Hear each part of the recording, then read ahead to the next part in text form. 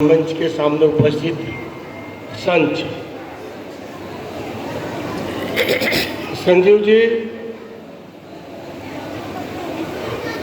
क्या मंच संचालन करना सबको नहीं आता है। बोलते सब है लेकिन बोलने सबको नहीं आता है। लेकिन संजीव जी तज्ञ है, कलाकार है, क्या एक है शिक्षाविद के साथ कलाकार भी है।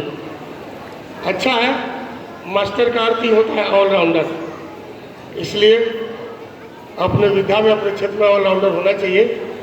आपके प्रतिभा को हम सलाम करते हैं, सैल्यूट करते हैं।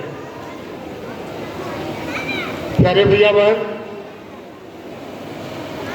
विश्व में जितने भी देश हैं, हरिओम, इधर से आवाज आ रही है,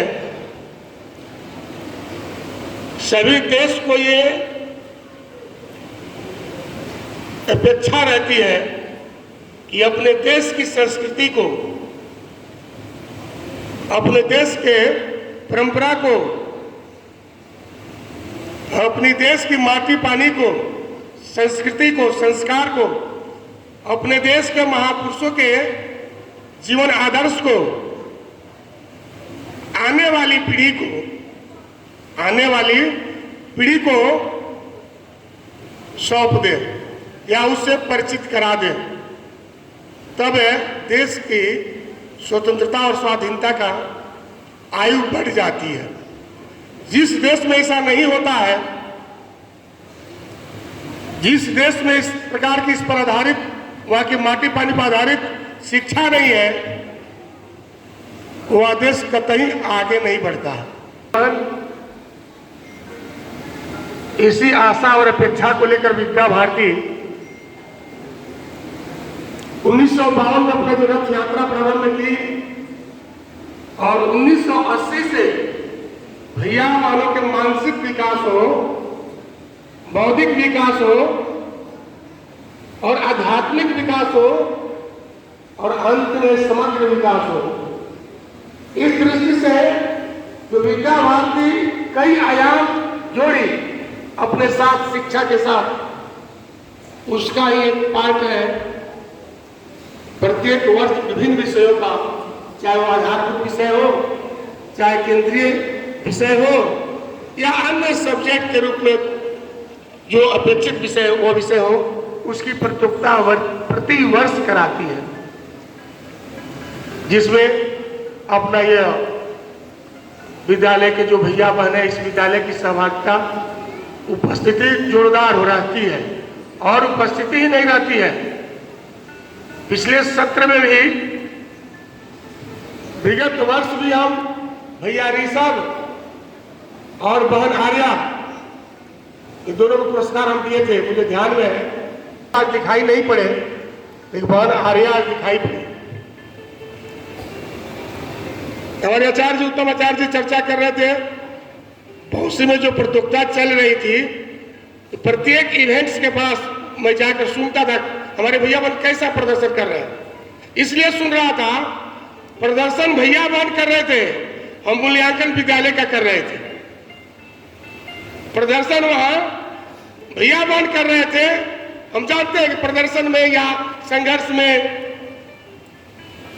या मैदान में अकेले ही लड़ना पड़ता है, अकेले ही संघर्ष करना पड़ता है। चाहे वो विद्यार्थी हो, चाहे किसी भी क्षेत्र का वो व्यक्ति हो, कोई व्यक्ति हो, अकेले संघर्ष करता है। अकेले प्रतियोगिता में बैठा था विद्यार्थी और उसके प्रदर्शन के आधार पर हम विद्यालय और विषयाचार्य का मूल्यांकन कर रहे थे। ये क्या बात है। उसी क्रम में गया का ही विद्यालय बहुत अच्छा प्रदर्शन किया, नरेगा का भी अपना किया। बहन भानु प्रिया, बहन क्या छोटी सी बहन है यहाँ, वह जब है पत्रवाचन में बोल रही थी, उसमें मैं वहां उपस्थित था। बोलने का जो उसका अभिनय था, बोलने का टोन था, बॉडी लैंग्वेज जो था, उस शब्द और बॉडी लैंग्वेज जो होता है एकदम पूरा सम्यक था, शुद्ध था। और जैसे ही वो बोलकर समाप्त की तो मैं बुलाया, परिचय किया, क्या नाम है, कहाँ से आई है। तो मैं कहा कि चलो अभी तो परिणाम घोषणा नहीं कर सकता हूँ, क्योंकि निर्णायक मंडल में मैं नहीं हूँ, लेकिन आशीर्वाद दे रहा हूँ कि तुम प्रथम करोगी। और प्रथम करने के बाद वो भानुप्रिया हमसे मिलने गई थी कि गुरुजी हम प्रथम कर गए। हमने ये अखिल भारतीय में प्रथम करना है, क्षेत्र में भी करना है। आज बहन आर्या को भी देखे, वो भी अच्छा बोलती है, तो मन आह्लादित हो जाता है। प्यारे भैया बहन, मंच पर सब लोग नहीं आता है, मंच पर सामान्य स्थिति में सब लोग चढ़ते हैं, लेकिन चढ़कर बोलना, प्रतिभा का प्रस्फुटन करना, ये सबको नहीं आता है। एक बालक की कहानी आपको बता रहे हैं। एक बालक एक विद्यालय में पढ़ रहा था और पढ़ने लिखने में बहुत ही कमजोर था, बहुत कमजोर। उसके कमजोरी के देखकर वहां के प्रशासन, विद्यालय प्रशासन ने गलत निर्णय लिया कि नहीं, इस बालक को हम लोग नहीं पढ़ा सकते, ये बहुत कमजोर है, चले जाओ यहां से। बाध्य होकर माता पिता को वहां से नाम हटाना पड़ा। एक दूसरे विद्यालय में वो बच्चा दाखिला लेता है। वहां भी जाने के बाद 2-4-6 माह 1 साल के अंदर सभी बच्चे समझ जाते कि ये बालक बहुत कमजोर है, इसको कुछ नहीं आता है, मूर्ख है। विद्यालय में आपको ध्यान में आता है, बच्चे चिढ़ाने लगते हैं, इसको कुछ नहीं आता है, ये बुद्धू विद्यार्थी है, बुद्धू है। इस नाम से सब चिढ़ाते थे। इस आचार्य जी मतलब अपने विद्यालय के नहीं, वो शिक्षक थे, वो सबके ध्यान में आके कुछ नहीं कर पाएगा। लेकिन एक नए शिक्षक के रूप में एक शिक्षक के जो है नियुक्ति होती है, वह शिक्षक जो पहुंचता है उस विद्यालय में। विद्यालय पहुंचने के बाद सभी बच्चे दौड़ के जाते हैं कि जानते हैं सर, नए नए आचार्य जी आते हैं, गुरुजी आते हैं, मास्टर साहब आते हैं, तो क्या बच्चे सब जाके सब बताते हैं अपनी कहानी विद्यालय की, ऐसा मेरे विद्यालय में ऐसा ऐसा क्या होता है। तो बच्चा सब दौड़ गया, कहा कि वो अमुक भैया है ना, उसको कुछ नहीं आता है, वो एकदम मूर्ख है, बुद्धू है। नए नए शिक्षक जो गए तो मुस्कुरा रहे थे, हाँ बुद्धू है, कुछ नहीं आता। शिक्षक साथी मित्र भी कहने लगा रही है, उसके चक्कर में काहे आप रहते हैं। जैसे बच्चे बताए कि ये बुद्धू है, कुछ नहीं आता है, तो नए शिक्षक उसे नैतिकी बढ़ाने लगे कि नहीं कुछ आता तो भाई हम तो जाने ये बालक को क्यों नहीं आता है। शिक्षक देखे, साथीगण देखे, क्या रहे सर उसके चक्कर में क्यों पड़े हैं, उसको कुछ आता है, वो कुछ करने वाला बालक नहीं है। देख रहे हैं कि आप उससे बराबर बात करते हैं, मिलते जुलते हैं। जैसे जैसे विद्यालय प्रबंधन, विद्यालय प्रशासन के लोग बताने लगे ये बालक कुछ नहीं कर सकता है, वैसे उस नए शिक्षक की नैतिक उससे बढ़ती गई। प्यारे भैया बहन, और उस बालक से इतनी नैतिकी हो गई नए शिक्षक की कि उसके अंदर की जो प्रतिभा थी, छिपी हुई प्रतिभा, वह सामने आ गई। और दूसरा, उसकी कमजोरी भी सामने आ गई। ये बालक पढ़ने लिखने में कमजोर है, लेकिन वो चित्रकार बहुत बढ़िया था, चित्र बहुत बढ़िया बनाता था। शिक्षक को यह पता लग गया कि पढ़ने लिखने में एक कमजोर बालक है, लेकिन चित्रकार बहुत अच्छा है। हरिओम। तो चित्रकारी के माध्यम से उस बालक को उन्होंने प्रतिज्ञा किया कि चित्रकारी के माध्यम से उस बालक को सोपान पर पहुंचाएंगे। और वो दिन आता है, वो बालक चित्रकारी के माध्यम से विद्यालय में, जिला में, स्टेट में और केंद्र में भी वो प्रथम आता है, अव्वल आता है। बच्चे क्या, उसके माता पिता भी सम्मानित होते हैं। इसको कहते हैं शिक्षक, इसको कहते हैं निर्माणकर्ता, इसको कहते हैं बालक की परिश्रम, बालक की सहनशीलता, बालक की एकाग्रचित्ता।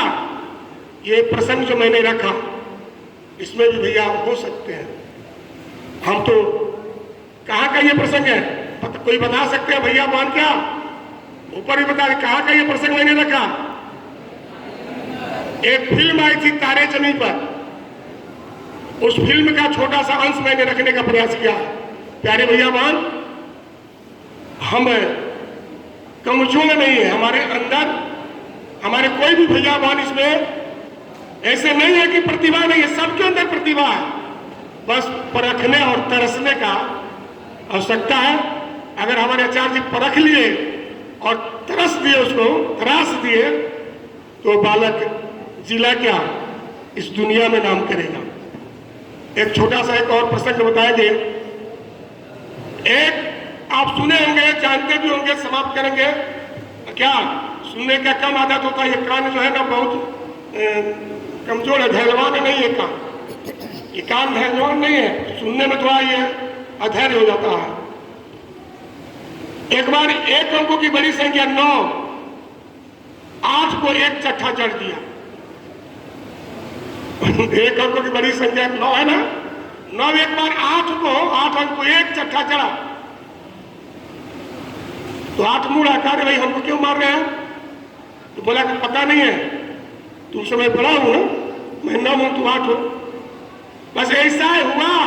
अब 8 7 को एक चट्ठा मारता है, 7 6 को मारता है, 6 5 को मारता है, 5 4 को मारता है, 4 3 को मारता है, 3 2 को मारता है, और एक जैसे ही शून्य को मारने के लिए तैयार होता है, शून्य भाग कर एक कोना में जाकर छुप जाता है। तो एक बोलता है भाई क्यों भाग कर छुप रहे हो? तुमको हम मारेंगे नहीं। अरे मारेंगे नहीं, भागो नहीं। वह एक दौड़े दौड़े गया और शून्य के बगल में बैठ गया। अब वह जो शून्य था वह क्या हो गया? 10 हो गया। तो जैसे ही देखा रे मैं 10 हो गया, तो शून्य कह रहे एक से, अरे भाई तुम मारने के बजाय तुम तो हमको सबसे बड़ा बना दिया। तो एक कहा कि बड़ा वही है, शिक्षक वही है, विद्यार्थी वही है, और भारतीय वही है जो अपने बड़ा नहीं बनता है, तो दूसरों को क्या करता है? दूसरों को बड़ा बनाता है। तो हमने क्या किया? अपना फर्ज अदा किया है, हम तुमको बड़ा बनाए, हम नहीं हुए। प्यारे भैया बहन, व्यक्तिगत जीवन में भी ऐसा लेकर, इस विचार को लेकर कार्य करना, पढ़ाई करना, हमको लगता है कि बहुत आप आगे बढ़ेंगे। न हो साथ है कोई, अकेले चलो तुम, सफलता तुम्हारी चरण चूम लेंगे।